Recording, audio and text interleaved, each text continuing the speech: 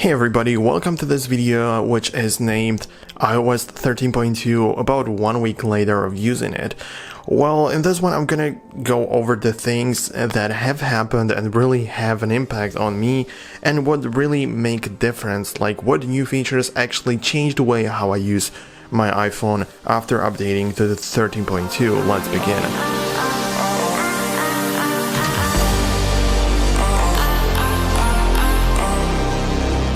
First of all, I have to say that I was forced to do that because when I bought the brand new AirPods Pro, I literally got the pop-up. When I opened them up like that, I didn't get a pop-up with the battery percentage or anything. I just get that you have to search for a software update to simply support them.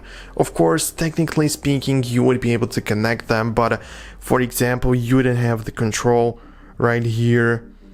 If I take a look at the AirPods and connect them, like to turn them on, you can already see that the icon and the volume is already looking like the new AirPods. I mean, it's not just about that. If I take them out, you can see that it just switches back to this, but overall the iOS 13.2 has been created or looks more or is more compatible with the actual AirPods Pro. But not only that, but we also the new Solo Pro, which are also noise cancelling.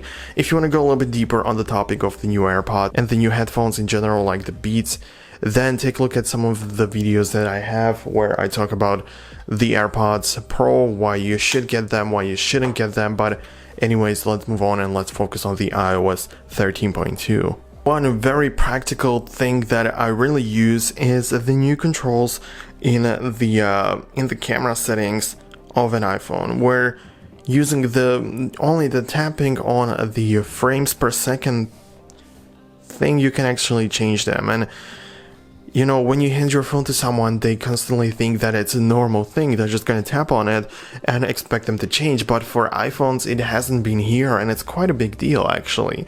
But it only supports the latest iPhones, which I have. But for the older iPhones, it's just not there for some reason. I don't get it, but this is how it is. I mean, I'm just talking about the things that really have, or where I really notice a difference after upgrading to the 13.2. So if you are still deciding to go ahead and get it or to stay on the previous one, I can already say that these things that I talk about in this video really changed the way how I feel and I use my iPhone. You know, when we're talking about the camera already, I also have to say that if you're using it on the lock screen, if you want to quickly access the camera, you of course use this. But before, there was a tiny delay of about a second or so, but it wasn't anything huge, but it was very annoying if you were trying to capture a special, very important moment on a camera and you simply couldn't because of that delay.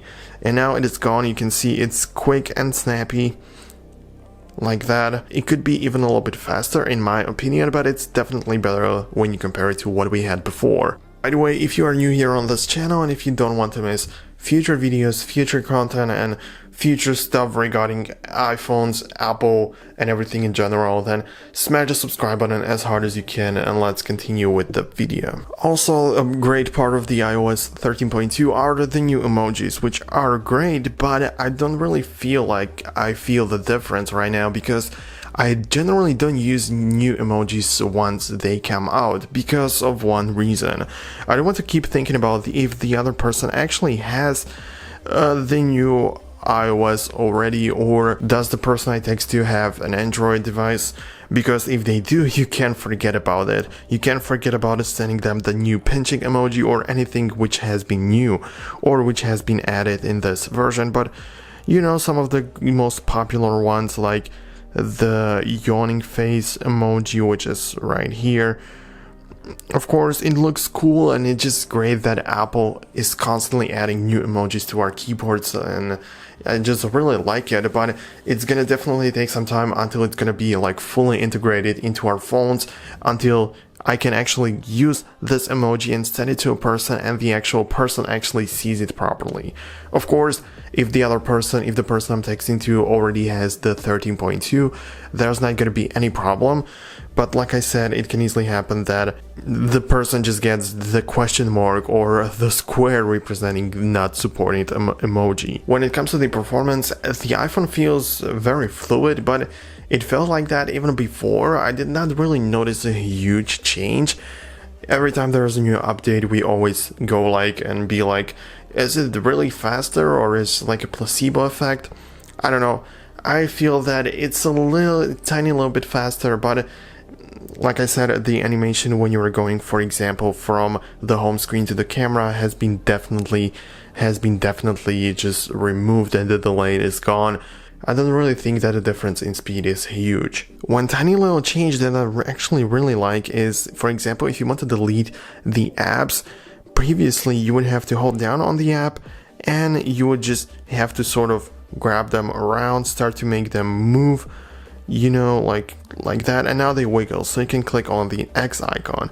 But as of right now, whenever you 3D or haptic touch an app, you get immediately this new tab which says delete the app, and it works without a problem. It's definitely one step that we actually skipped, which was unnecessary in my opinion, so I'm glad that Apple actually made it or decided to go for this. What I also like about the new iOS 13.2, but I didn't get a chance to use it actually, is the new share audio feature, which allows you to simply, if you have a couple of pairs of AirPods or anything, you are able to stream music from your one iPhone to how many AirPods you want. So it's not, I mean, it's really good, but like I said, I didn't really have a chance to use it.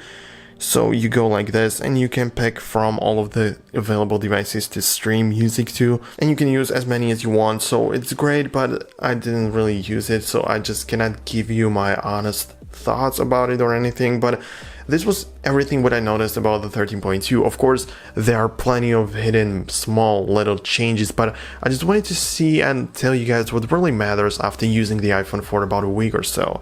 If you enjoyed this video, if you liked it, then definitely hit the thumbs up to let me know if you like this type of format of videos.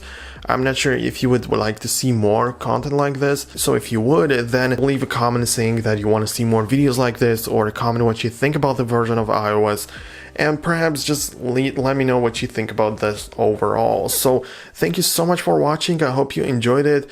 Like I said, hit the thumbs up, subscribe for more content so you don't miss future videos, and see you guys later in the next one. Have a great day and see you later.